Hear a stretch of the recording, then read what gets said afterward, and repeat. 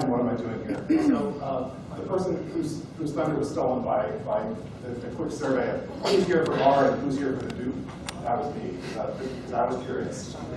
See, I came to this from the R side, and as I've gotten more into the Hadoop space, thanks to the R Hadoop project, it's interesting the different connections with the different people we see each other.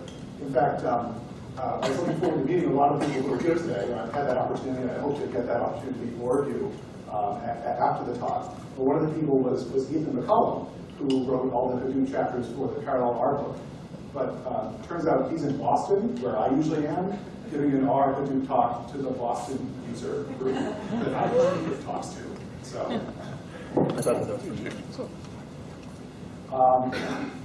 But again, who am I? So I'm the president and co-founder of Atmosphere Research Group. We're a market research firm specializing in travel technology.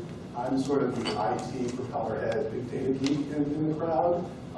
And I play with the big data for our clients and for the industry data, but I also focus on big data as a research topic. The link that's up here, the short URL, that goes to my GitHub, where all of the code that you will see tonight, yes, caution, not a lot of code, all the code will be. And part of this talk was part of a larger workshop we did in Boston in March. This sort of covered a whole range of big data topics from, hey, how do you run, Cloudera Hadoop on your laptop, all the way up to how do you do something interesting with it with R in the cloud with a bunch of nodes being spun up fairly automatically with good work. So all that code is on there too. And you poke around and look at the board config files, and we'll get there. This is a rough outline of what we want to talk about. Why MapReduce, why R, why are half of us here and half of us here for other reasons. Go over ways to use R and Hadoop together, because there are some other approaches out there. And then do a deep dive into R Hadoop, which is what I use when I'm doing R and Hadoop stuff, and we'll sort of get into why that is. Walk through an example step by step. This is the code part, and give you a hint as to some of the more advanced stuff you can do with R Hadoop. So, sound good? Make sense so far? Excellent. For those of you who don't know what MapReduce is, so MapReduce is a programming pattern that aids in the parallel analysis of data. Okay, it wasn't invented by Google, but certainly popularized by Google. Named for the two primary steps. There's a mapping phase, when you sort of pick out the pieces of the data that's interesting from a structured or unstructured corpus of data, and then the reduce phase, when you are doing something to that data to either get you the final answer or to, as part of a processing pipeline on the way to get something interesting. So for those of you sort of in the R space who are into the Hadley-Wickham school of functions like I am, especially the flyer function. Hadley-Wickham is a statistics professor at Rice University, and he has a very nice way to explain these sort of this sort of analysis pattern. It's split, apply, and combine. If you have too much data to deal with, you split it up in some meaningful way, you apply some function or some analysis to it, and then you combine all the results together. In SQL, it could be as simple as using a group by to get stuff together and then running out of new functions on it.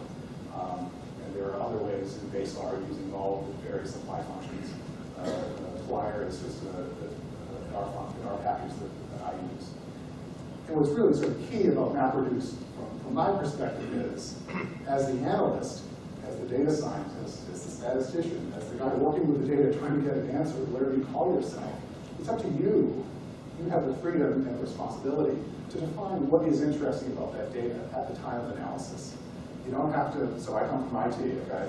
You don't have to have 8 meetings with your database administrator or to design a data warehouse to figure out just what the right schema is or what's going to be the snowflake pattern, whatnot. Just copy it on over, figure it out at the time. And if you change your mind, next time you do analysis, some other bits of data are interesting, well, you're just changing your mapper. So why R? Well, R is an open source environment. It's wildly popular. It's not new, and we'll talk about that in a minute. really the key to R for me is how active and generous the community is. In fact, part of the challenge I had in learning R was that there's sort of too much being contributed by the community. And I have a slide that shows how many packages are being contributed each year. But what was key to understand is people who are the leaders in their field, from pure statistics to bioinformatics to finance, leaders in their field are using R every day and contribute their code to the greater community for reuse. And there's some great visualization stuff out there, which I'm particularly keen on. And as we mentioned, there's commercial support available. Revolution Analytics does a good job offering a supported version of R that's an extension. It has some proprietary extensions to open source R, but it's still compatible with it. And they offer training and support and that sort of stuff. Before we go on, I have a couple confessions to make. And these are confessions to the R folks and to the Hadoop folks. So first, for the Hadoop folks, boy, was I wrong about MapReduce. So when the Google paper came out and everyone was sort of get really interested in MapReduce, 2004, I was running a typical enterprise IT department. So think typical enterprise IT, you've got big hardware, expensive stuff, the best Sun servers you can imagine. You have EMC Symmetrics holding all the data. In fact, we had 2 of them. We had big applications, commercial applications, Siebel, PeopleSoft. We had something from Vignette running all the content management. Real enterprise, manly IT, as my business partner likes to call it. With big databases, Oracle, SQL Server, you can name it. That also adds up to big licensing and maintenance support bills, 20% of the purchase cost every year. You get to pay in support in the commercial software space. So some things about MapReduce and the way Google did things in particular was very attractive to me.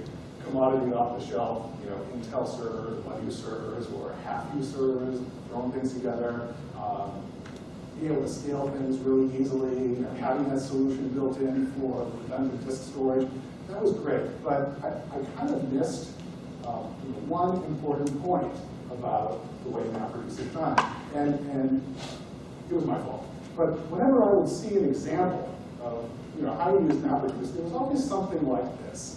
And it shows some incomprehensible smushed together data set, and had a map phase and a reduce phase. And the map phase invariably pulled out a very simple single value key. This I think is map weather station data. And as you can see, sure enough, it's pulling out the year, or we pulled out the URL that was scraped by Google, or whatever the example was. It was always a very simple key. And I'm an enterprise IT guy. I have 2 guys on my team who just support BI and business reporting, and they're doing all sorts of complicated aggregations and compliance. I'm trying to figure out how are we ever going to replace this stuff if we just pick out the year, the sales rep, one at a time. So I was kind of mistaken because I wanted to do the Hadoop group at least sort of smile. It was like, dummy, you can actually have compound keys with multiple values. So I missed that, but I figured that out. Even worse though, I was wrong about R. And I missed the R vote in 1990 when my boss, who was Mr. Monroe in previous life, encouraged me to use S or S+, whatever the current version was. And all he explained to me was like, it's what I use and it's some MIT thing, it's going to be great. When I used C, and S sort of got me through undergrad, and I did okay with C because I felt like a real programmer. Hey, they wrote the Unix in it, how bad could it be? I did fine shining the Fortran pushing physicists in my life. I figured I could handle this guy, who the only one in the department even using S. Sure enough, as about many other things, he was right. And 20 years later, R has become, R, which is the open source implementation of the S language, has become my go-to tool for anything related to data. It's sort of the Swiss Army knife of data, how they think of it. I discovered it when I had another real enterprise IT job. It had a specific purpose. That was to automate the analysis of our large-scale consumer survey data when I was the chief technology officer at Yankee Group. I had to look back. So if I came into R about 3 years ago, started doing BOLTA. I saw this slide from John Versatek from our Boston Predictive Analytics team. I joined the art community about 3 years ago, and so it wasn't too late. Only half of the packages that exist now have been written since then. So I consider myself to be on the ground floor, even having missed the boat for 20 years. So that's what I thought.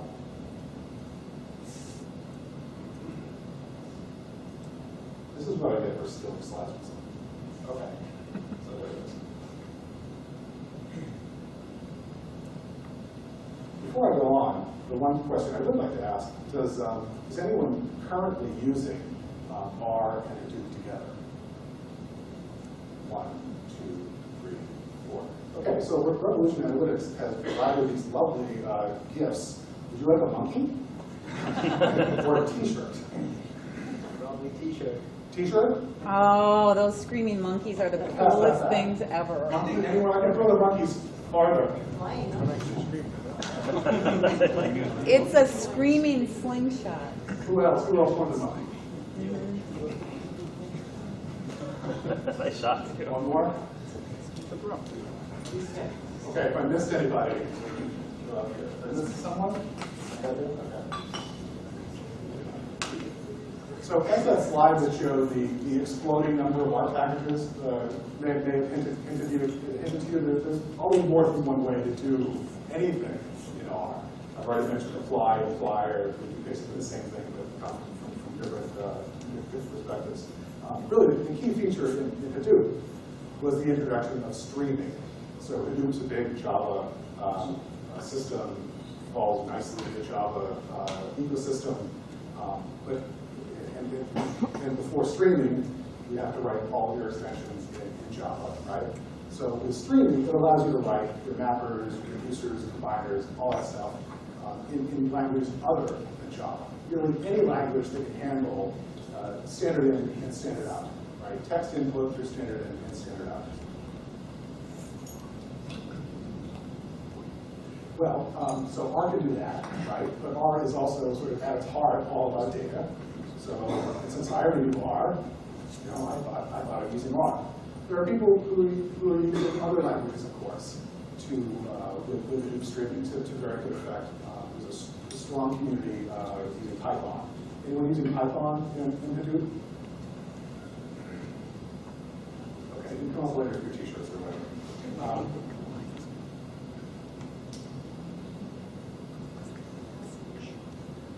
So since R is my Swiss Army knife, that's what I was using. So I started, like all of my research, with Google, trying to figure out how are people using R and Hadoop.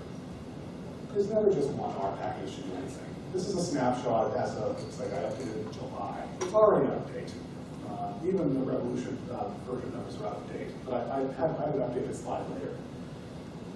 So of the top level packages, the ones I take a look at, so Hive probably has the most unfortunate name. It doesn't have anything to do with the Hive subproject. It stands for Hadoop Interactive. That's on the central repository. There's Repay, which has a lot of people working on it. The project seems to be bouncing around between someone's page and some university and so all the links are broken, but I think that link still works. At the end of the day, it's on GitHub. Segway, unfortunately, if you guys know C mastication, J.D. Long, formerly part of this group, I pinged him today to see if he could be here. Apparently the IRS caught up to him. He actually had to physically move to Bermuda, where he's been working for a reinsurance company. But he has a very clever R package called Segway, which uses Amazon's Elastic MapReduce for small data problems. He has a lot of Monte Carlo simulations he needs to run for insurance risk estimation. It doesn't have a lot of big data, so he sends like 1,000 integers to MapReduce and uses them as random number seeds. But a very clever package. It does a lot of tearing up and marshalling and tear down of the node for you. And of course, the R Hadoop packages. And are there any more? Of course, I'm sure there are many more. And I apologize if I skipped over the one that you wrote, and this group, there may be people in here who put packages. the one thing I really like about R is it's nothing if it's not flexible about consuming data from other systems or connecting to other systems. I use it a lot still for relational databases. I haven't gotten away from that part of my traditional IT roots. So I work a lot, now that it's on my own dime, mostly with MySQL, not with Oracle so much. But there's ODBC connectors, JDBC connectors, in addition to all the different file formats you can get to. So with all these options, you look to someone like me, because I'm a market research analyst, and I'm supposed to track this sort of technology. How do you choose, right? Well, instead of using the dartboard or the spinning thing on your desk to be executive decision maker, I'm going to try to embarrass Jonathan Seidman, who was here until we saw his picture on this slide. Where are you, Jonathan? Please raise your hand. We're all supposed to. He's right back here. You're right back there. There it is. So Jonathan brought a shotgun to the dart match and released some code on GitHub to try out a few of those different packages. And to be honest, I just sort of had to squint a little bit and look at the code to make my pick. This is how I, honest to God, found hadoop and picked hadoop as my preferred way to work.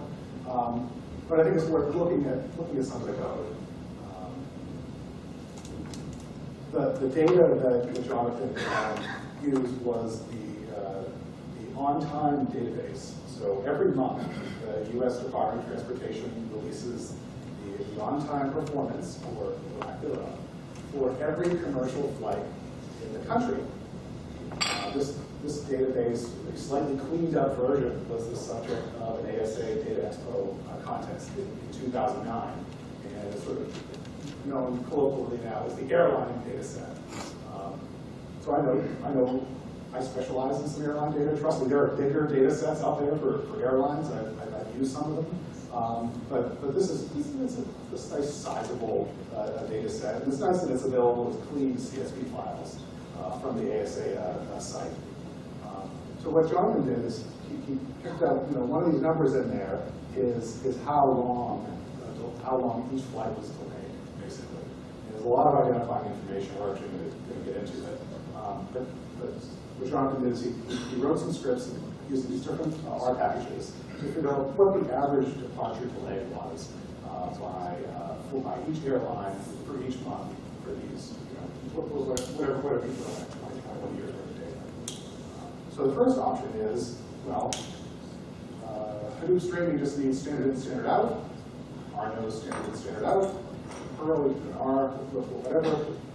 Here's how you might do it if you're using nothing but base R. And you see you've got stuff that's in there. For those of you who've never seen R code, this is kind of like what R code looks like. When I look at R code, it looks like this, really with standard in and with a lot of looping. It looks like Perl to me. I do Perl a lot longer than I've used R. But pretty standard stuff where you're looping through, you're reading a line at a time, you're making sure you get some data, you're using on list.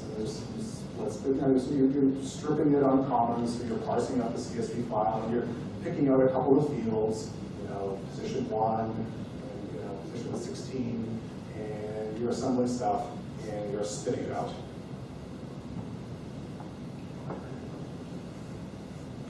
So that was the map phase. Here's the reduce phase. So remember, when you're invoking Hadoop streaming, you give it the script that you want to use for the mapper, the script you want to give it for the reducer, and it manages everything else. So you have to have a separate file with the reducer. Here's the reducer. Again, a lot of the same code. You have to open up standard in, you have to write the standard out, you have to loop through each line, you have to, somewhere in there, you're actually doing something.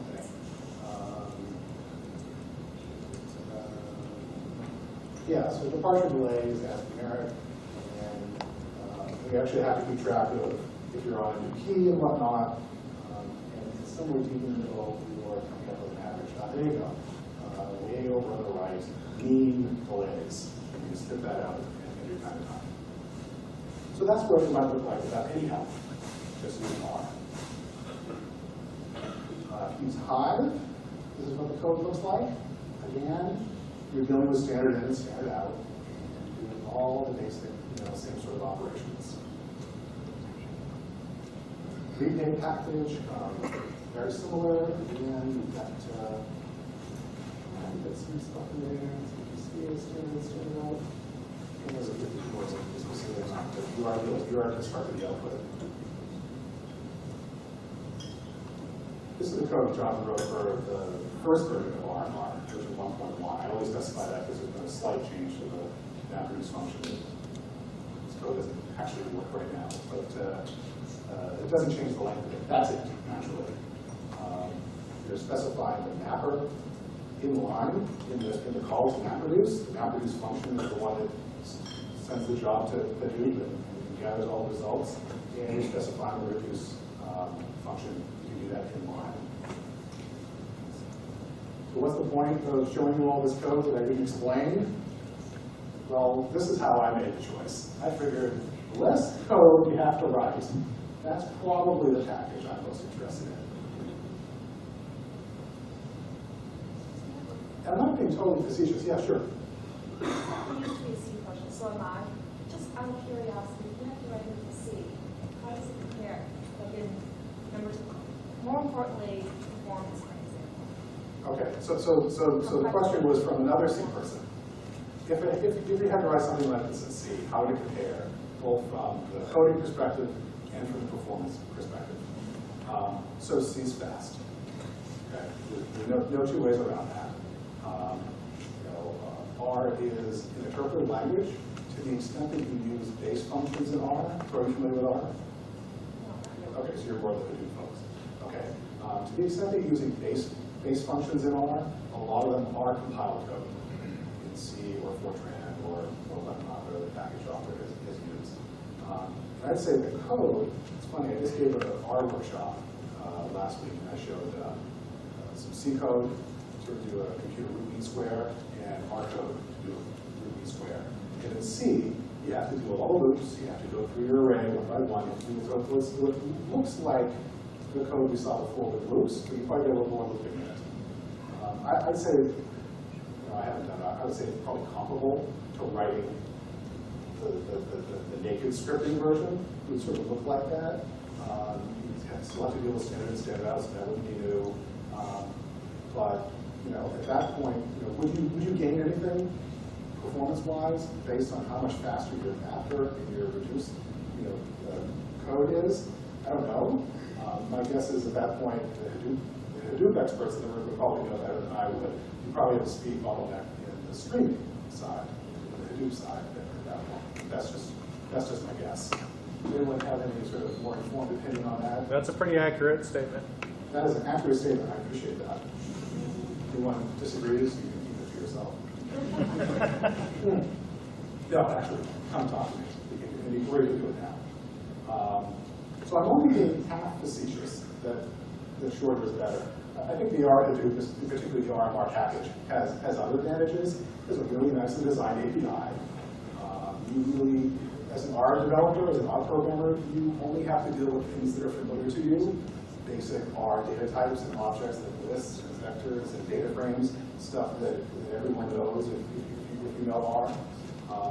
1.2, they added a very nice, flexible I/O subsystem. Handles CSV files out of the box, or you can write your own parsing function, which we'll actually do tonight. And it'll wrap it for you. It wasn't the fastest new feature, unfortunately, but it's a lot faster in version 1.3 because you can batch up 1,000 lines at a time and send your mapper on it sort of en masse.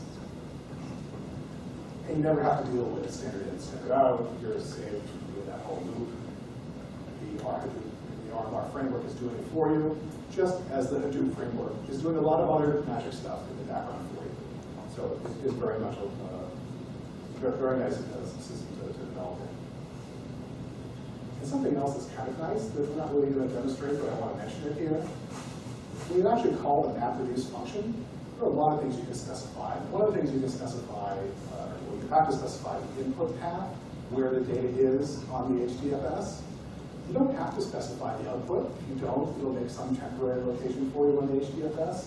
But whether you specify it or not, the MapReduce function itself will return that output path specification. So you can actually daisy chain calls to the MapReduce function in RMR to have multiple stage jobs. This is a very nice, syntactical way to handle that. Okay, so let's dive into a quick overview of Hadoop, which is some parent project of the RMR library before we get into sort of actually what some real code line by line looks like. So one of the things I like about the Hadoop package is it's modular. It's made up of 3 packages. It bundles the group similar functions, so you only need to learn and you only need to load. You only need to get the prerequisites right and install the parts you're going to use. Of course, it's open source, and we all know the advantages of that. The transparency is key. It's all on GitHub. There's an issues tracker. All the stuff you'd expect on GitHub is there. It's an active and growingly active community, contributing code and especially finding problems and helping fix them. And the tutorial on how to use Hadoop is getting better every day. I was just looking at it last night in preparation for this talk, and it started out pretty simple, as you might expect, but there are real coding examples on the tutorial now, how to do k-means clustering, logistic regression, and other stuff, right on the tutorial on GitHub. And of course, Hadoop is supported. So it's sponsored by Revolution Analytics, and as a result, there are training and professional services available. So it's the ring of the room. Is training available? Yes, training is available. How do I know that? Well, I actually wrote the training for Revolution. It's module, so it's awesome. Talk to your local sales guy. Oh, there he is. So I mentioned Hadoop is modular, and it comes up in three packages. There's a package just for HBase. There's a package for interacting with HDFS, and a package that does basically all of that MapReduce stuff, RMR. That's the package we're going to talk about tonight. It's important to know that things are there. And they each have slightly different prerequisites, but as a core, you need R. The cloud area distribution is recommended, but there's a big long link there to GitHub to show you if you roll your own Hadoop, exactly what versions are supported. I think as of the latest version, you can use a 1 point something Hadoop. CDH3 was 0.9 to whatever. You can use the current Hadoop. This can't use MR2, so you can't use the next generation. Blah, blah, blah. One thing on the HBase, it runs through the Thrift server, the Thrift interface, and there seems to be some functionality still missing on the filtering side of the Thrift interface for HBase, but as everyone syncs up on those, more advanced features will be coming to the R interface too. I'll pause while everybody quickly writes all this down. No, I won't. Bottom line, it's all in GitHub. And relates to it from my GitHub. So, diving into the RMR package itself. There are more functions being added every day, but these are part of it. Hello. Just so everybody knows that we will get the presentation up on the meetup site for everybody. Yes, the so presentation if will be up on the meetup you're site. eagerly jotting down notes from it, we'll get the presentation up on the Chug meetup. Yeah, so we're gonna try to meet And up. the video will go on the Vimeo. And the video will go on the Vimeo. So hello everyone on Vimeo. Okay, so the base functions that we'll be dealing with most often are these. There's a convenience function called keyval, which just constructs a keyval object, so you can construct sort of arbitrarily complicated keys and values and bundle them all together. It's the input and the output of every other function online. So you have to worry about the list, the data frame, just make a keyval and everything's taken care of for you. There are some basic input-output functions in RMR. It doesn't try to do all the things that the RHDFS function does, where you can do more administrative stuff like creating folders and create directories and delete directories and move move files back and forth, copying files and whatnot. But it has some basics. So get data to the HDFS in a pinch, but really it's used to get data from usually the results from the HDFS. And of course, in 1.2, the make.input.format function is the one that handles parsing all sorts of different files automatically, file types, or we'll wrap our own function, and we're actually going to do that. And then really the heart of the package is the MapReduce function itself. So that's the job. You set all the options you ever might want to in MapReduce. And as I mentioned, you get a path to the results if the job is successful. So let's take a look at a really simple example. Again, this is right out of the tutorial on the R GitHub, and it's about as simple as you get. The real R code will really run. In R, you need to load the libraries you use. R is the library we're loading. There are some prerequisites that you saw to load those two for you. This is how you make a vector of integers. Vectors like an array in other languages. So this one is contained 1,000 integers from 1 to 1,000, 1 to 3. And since we're having a really small data set, it's safe to use the to.dfs function to write that object to the DFS. Note we didn't tell it where to write it, so we'll just make some place, probably a /temp, tmp, USDR/tmp on your HDFS, or however you have your Hadoop cluster configured. To.dfs will return that path. So we just assign that to the small int path variable. And then a very simple mapping function. Now that we have all the integers from 1 to 1,000, let's just square them. Okay? This is something we can do in mapper, right? We don't need to do in MapReduce. So we'll just specify a mapper, and then we use the default the identity reducer to really sort of collect the results. This is how you specify a function R. So it gets a key, it gets a value, and all we're doing is we're returning, if you say return, because if you fill the slide that this works too, it constructs a key val pair using the value, so using the integer, and then the value is the square of the integer. You know, we'll get that. MapReduce function will just go and do it. And as I mentioned, it will return the output path on the HDFS. So the last thing we do is we fetch from DFS the output, assuming it all worked, and convert it to a data frame. Otherwise, it comes back as a list. And if no R, no lists are usually one level of indirection beyond what you want. At least that's my example. This is actually what it looks like. This is sort of, I promise, to what was helping me with the slide visibility before. This is the most mind-numbing slide in the talk, I promise. But it shows you, yeah, it's an honest to goodness Hadoop process. Should look familiar to those folks who are using Hadoop. That's the same command line on one line that appeared on the previous slide. And this one, looks like I ran this, yep, so I ran this on an EC2 cluster on Amazon. It took about as long as you'd expect it to, a few seconds. Probably had too many nodes for this example. So there's some overhead. And sure enough, at the very bottom, you get your data frame out that has two columns, integer input and numeric output. This where, of course, everything to floats, whatever, 123, 149, all the way up. But even with this simple example, we saw a nice skeleton of what all of your MapReduce functions will look like if you're using RMR. You can process your raw input. We didn't have to do this part because we just stuck an integer vector of 1 to 1,000 on the HDFS. Since we used the RMR package to do it, it was in the native RMR format, so there wasn't even any, what am I doing here? There's nothing to do on the way back in. We did write a mapper function. We didn't write a reducer function. And then we submitted the job for execution and got the results from .dfs. This is sort of the way this works.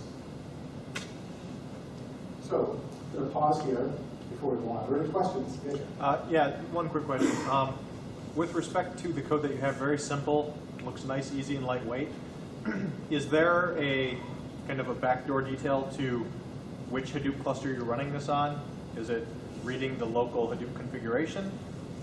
Yeah, that's right. So that's a great question. It's like, so what did you really do to make this run? What's behind the curtain, oh wizard? And actually, it really harks back to the prerequisite. So whatever environment variables I had set up, whatever Hadoop cluster my laptop was pointing to at the time I ran it, that's what got picked up, and that's what ran. It ran on EC2 because I set up a cluster on EC2 using Apache Word.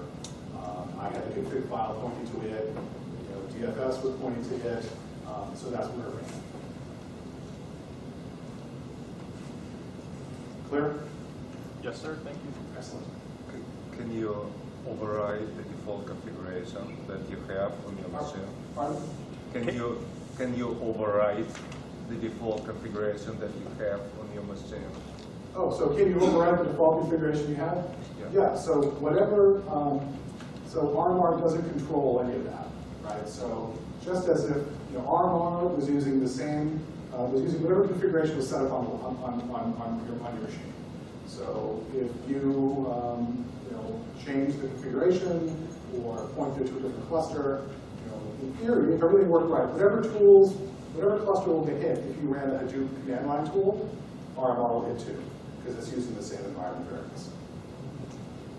And there are people in this group who know a lot more about configuring Hadoop clusters than I do. So hopefully these aren't follow-up questions on that. But yeah. I just feel like maybe I'm just re-questioning.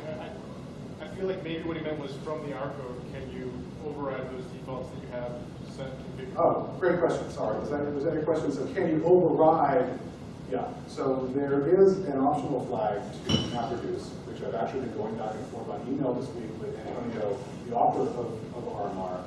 There is a parameter in the MapReduce function to override anything really. It allows you to put extra parameters on the command line call to Hadoop streaming, basically. From within your R script? From within your R script. So when you're calling the MapReduce function, there's a backend parameter or argument that you can specify the number of reducers to use or heap sizes or whatever it is. You can do like -d when you call Java to run Hadoop streaming. Yes, sir. Do you have to install anything on the data nodes for this to work in any cluster? Oh yeah, I probably should have mentioned that. Great question. Do you need to install anything on the data nodes for this to work? And yeah, you actually have to install all of it for it to work. So you have to have R running on it. Oh, not the data nodes, but on the worker nodes. If you have something. But yeah. Wherever the jobs are running, you have to have R. You have to have all the packages you're using, including RMR as prerequisites. Which is why when I first gave this talk, I spent an hour showing people how to do that. It turns out to be something you can do in 5 minutes once you know how to do it. Any other questions? Sure. You talked about clustering algorithms. I'm using Mahout for some of that stuff. So, is there any benchmarks done with doing clustering or any classification, any sort of machine learning algorithms using R as opposed to Mahout?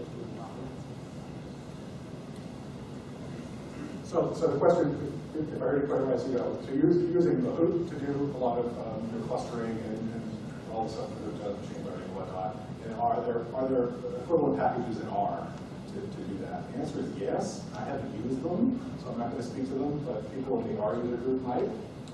The question is, can you do simpler? Can you invoke my previous jobs from R? No, the question was, yeah, I know there are packages in R to do machine learning algorithms. Is there any benchmarking done? Benchmarking? Yes, benchmarking done as running algorithms using R on Hadoop as opposed to Mahout. I don't know. There may be. Sounds like a job for Google. Yes, sir. Forgive my naivete here, but doesn't this printout show that we have a loop for storing and retrieving 1,000 numbers and squaring them, run for 14 seconds? And how does that, what does that tell So us? you inconveniently pointed out that it took 14 seconds to square 1,000 numbers, which is true. And there was, so I probably used a bigger cluster than I should have. Well, first of all, who's using Hadoop for this kind of stuff anyway? Right? So there's that. And this is really just sort of the installation test to make sure all your nodes are talking and it sort of works. Is this the way you'd square 1,000 numbers? No. Because if you think about what is Hadoop doing in the background, there's a lot of back and forth between the nodes. It's doing the whole reducing, it's sorting things by keys, it's making 1,000 splits because you have 1,000 numbers, and it's just a lot of overhead. So if we ran it for, let's say, for 1,000,000 numbers, then we would see a definite advantage. No, keep No, I don't think so. I don't think you see any advantage for 1,000,000 numbers either. 10 trillion maybe? Okay. Now you start talking about real numbers? Yeah, I mean, you have an I/O bottleneck here, and if you're doing a problem that can easily fit in memory. The moment you blow the memory, you have the advantage. There you go. The moment you blow through your local memory, that's when you start getting an advantage. Squaring integers in real life, you're never going to get there. Yes, sir. So when you use R chain for reduces the intermediate data, which internally presented as some R objects, are written through a different word. What is the serialization mechanism behind this writing the R object? So what's the serialization mechanism involved when you're writing these objects from R into HDFS? What's nice about the way RMR does it is it's your choice. So RMR comes with some native serialization, which has all the nice R metadata, and which is what made this example so easy, such that we didn't even need to specify an input or an output formatter, right? Or you can specify raw ASCII, raw binary, so it would fit in with whatever existing map use workflows you may have. But then you need to write some language like Java for us to this serialization if you want to give an environment for your own. Because you use R to serialize the serialized actually. So what actually you use to write this custom serialization? There are parameters you can pass. You can specify whether you want text or binary output, and whether you want to use the native or the raw. So if you have something in Java or another language that's expecting sort of regular text output, you should use the raw format. Then you don't have to do any sort of translation back and forth. If you're writing a workflow that's going to be entirely in RMR, you should use the native binary because of all the advantages. Does that make sense? Yes, okay. Any other questions? Because we're going to, I promise, do more than square numbers.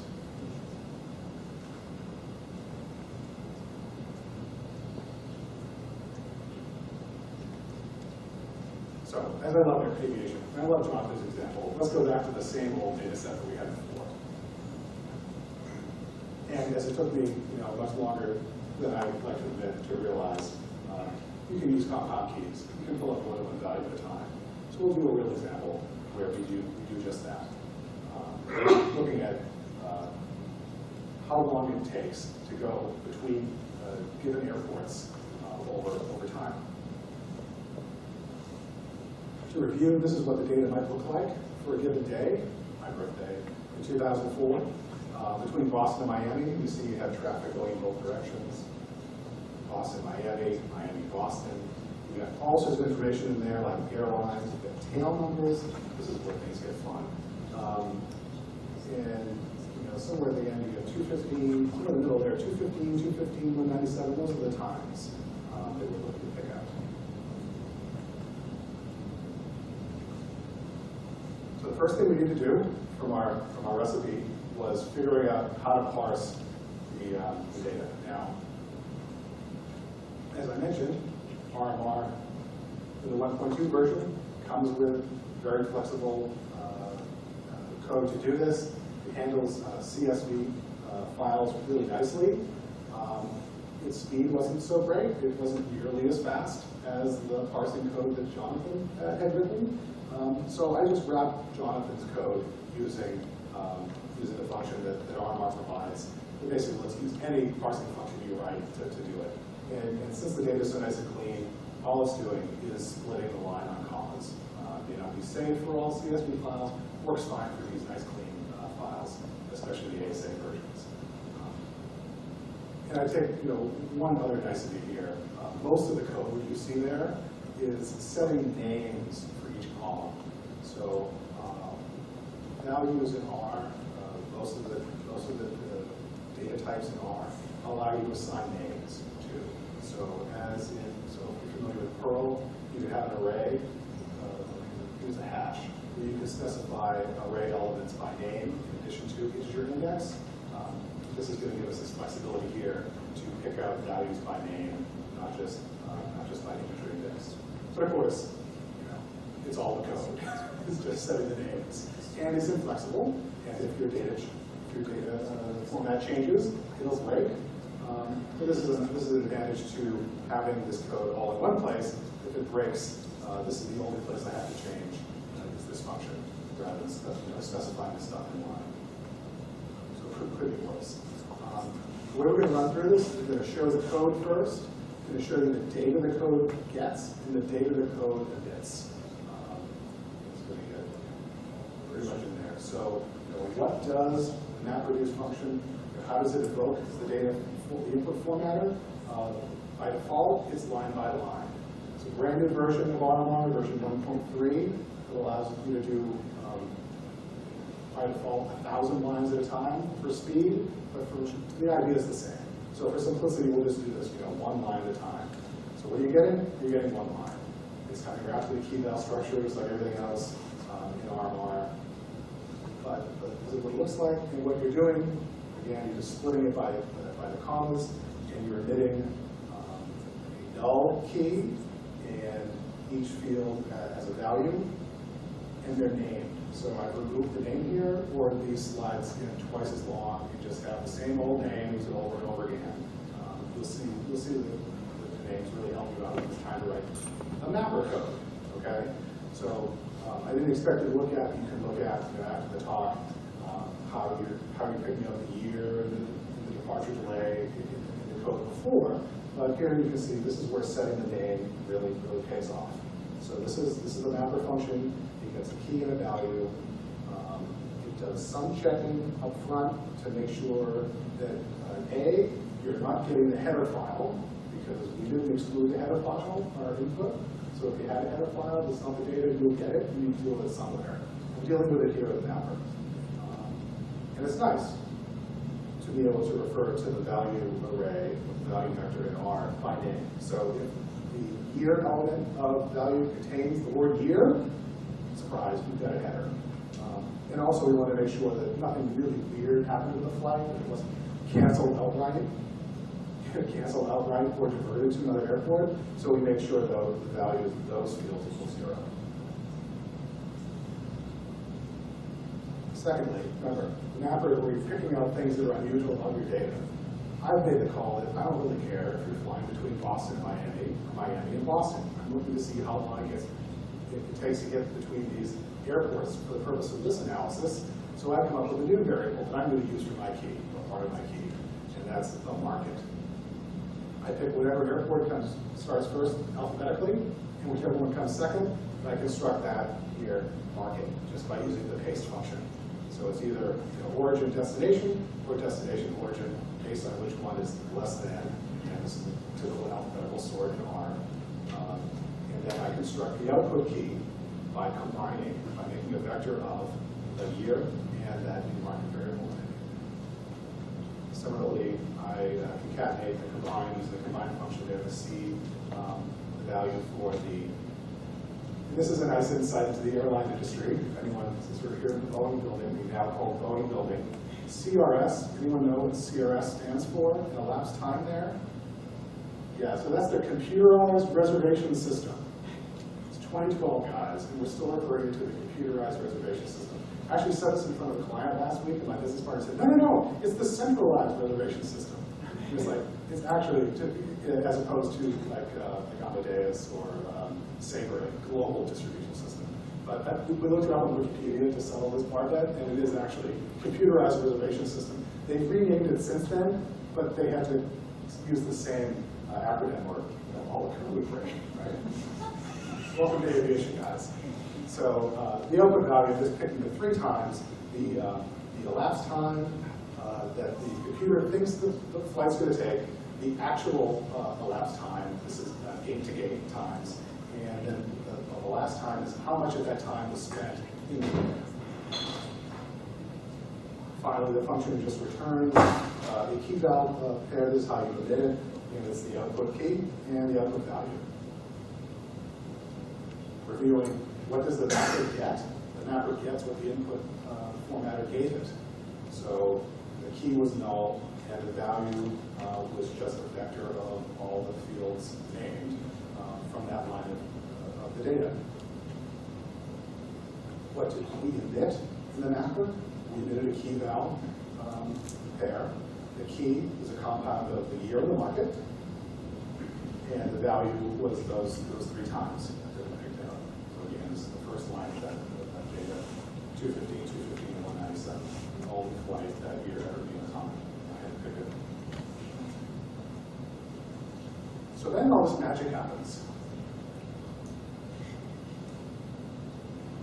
For those of you who are new to Hadoop, like I was when I first started doing this, you sort of start to scratch your head. It's like, well, so now what? And you know, if you're new to Hadoop, the key is you as the analyst define what the identifying information is for your analysis. And we picked that we're only interested in the airport pair, the market, and the year. So Hadoop listens to you and does all the shuffling and sorting and figuring out, you know, once all the data is mapped, how do you get all of the Boston-Miami flights for 2004 together on the same node so the right reducer can deal with it all en masse? And that is the miracle that Hadoop folks understand a lot better than I do how it actually works under the covers, but it does work. Yes, so at that point, whatever format data is in R needs to be put into a format that the Hadoop magic can understand in order to do that grouping. Is that correct? So the question is, at that point, whatever format the R has the data in, it needs to be converted so Hadoop can figure out how to do the shuffle and the sort. And it sounds right to me. I've never really thought about it though. Okay, so that's where the serialization is going to matter a lot, right? That's where if I'm using some custom data structure or something like that, I'm going to make sure that it needs to somehow be more sortable, it needs to be comparable. Is that right? Yeah, that's a good point that I've never really thought about. You know, does the custom serialization that RMR use slow down any of the comparison stuff there? Is the comparison done by RMR or is it done by Hadoop? The comparison must be done by Hadoop, right? Yeah. So RMR must make it easy for it, but I'm going to ask that on the GitHub. That's a good question. Antonio, the author of RMR, does use the left over highway, so I bet you he didn't make it hard. Maybe to move it along. Yeah. Is that part when you have secondary keys in your keyword, you sort them, but you don't actually use the Does RMR let you have secondary components of your key that aren't used in the split? So you sort, the reducer will get them in sort order, but it won't break them up between reducers. So it'll sort it, but it'll sort by the Like imagine if everything from the same market went to the same reducer, but it came to the reducer sorted by the year. I don't know.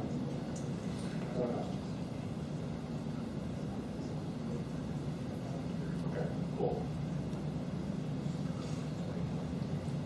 So now it's time to compute some averages. So we're going to write our reducer. All the beginning lines here is because I don't want to learn how to use base R, LFI function, though you can see I did. I want to show off that converting lists, sort of bundled up lists to data frames, really easy with a Flyer package. It's one line. But basically, the key is you're getting, and I'll show you what you're getting. Each instance of your reducer, each call of your reducer is getting a key, right? So same example here, 2004, Boston to Miami. And then you get a list of your vectors. So remember, our mapper was emitting the 3 times the schedule, the actual, the air time. So that's what we get. We get a list of those vectors. This is sort of what it looks like when you dump it out in R. So it comes to 215, 215, 197 from the first line of that data file. It's still there. and they're in all of the other subsequent lines from all the other nodes, shuffled and sorted and stuck on the same node and given to the same instance of the producer.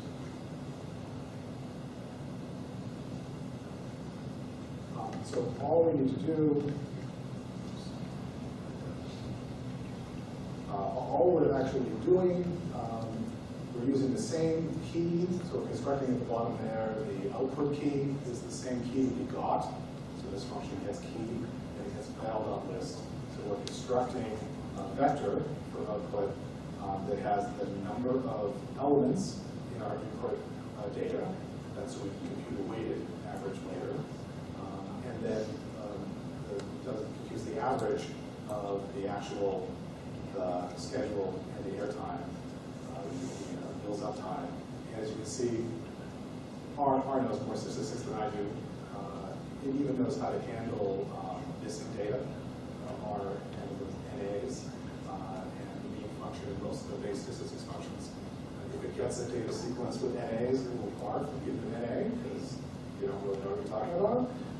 You can tell it to ignore the NAs before you do whatever computation you're doing.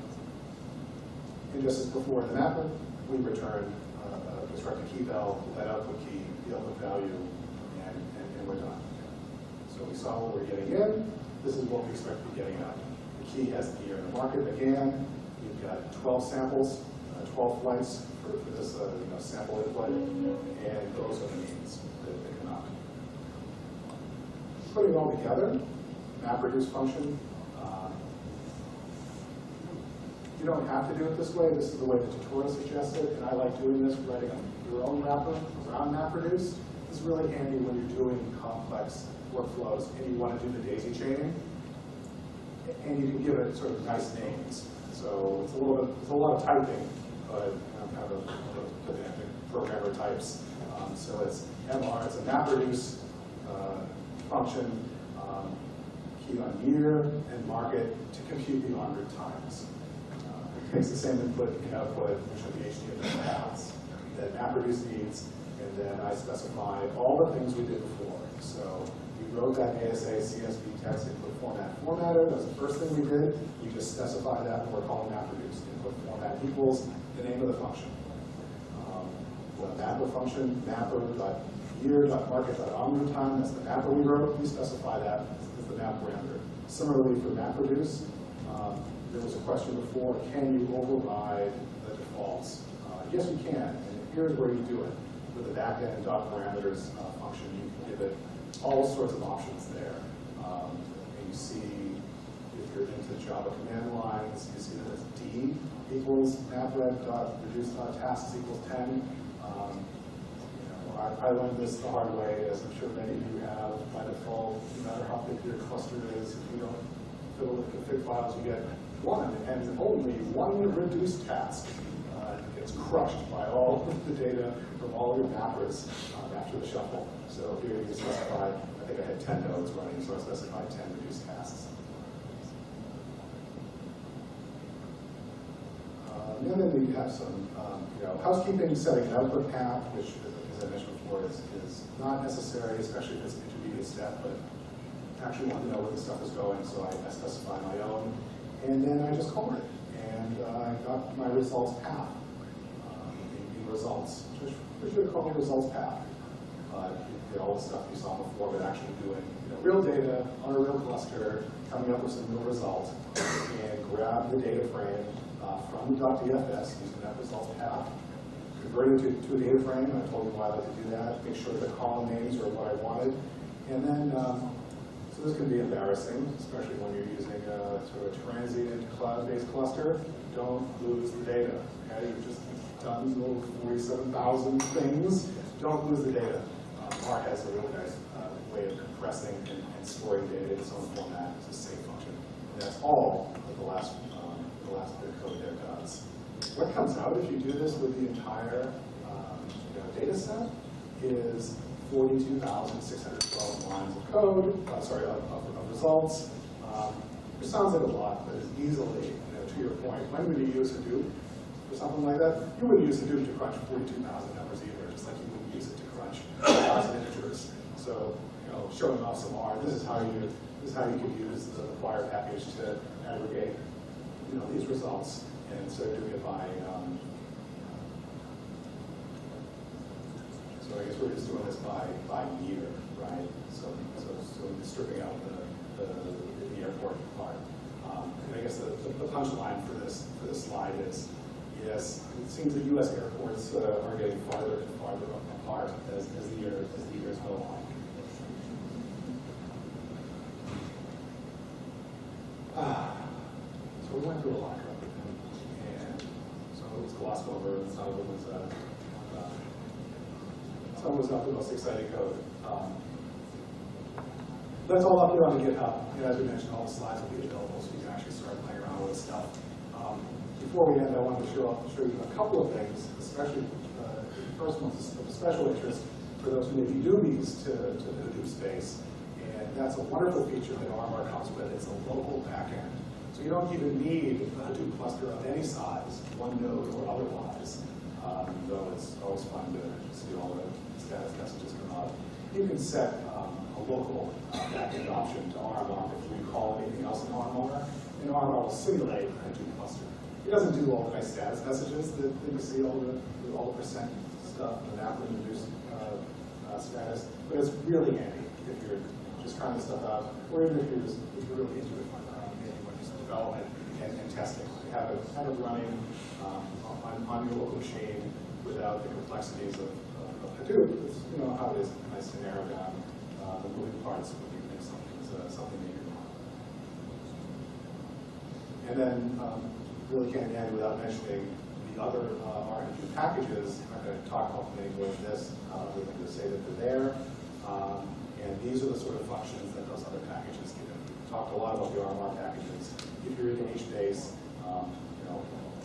with the exception of the limitation on coming up with arbitrary, limitation coming up with arbitrary filters when you're scanning, all sort of basic interactions you'd expect through the HBase are available from the RHBase package. And similarly, if you do want to script your data management on the HDFS from R, for whatever reason, with directories and moving files around and all that kind of stuff, setting permissions and whatnot, you can do all that in HDFS. So thank you very much. That's all I have with you. Hopefully, I gave you a quick introduction to how to use R to do at least one way. So I'm here for any questions or discussion. And thank you to all of you for your time and attention. And thanks for Revolution for bringing me out here. So, thank you.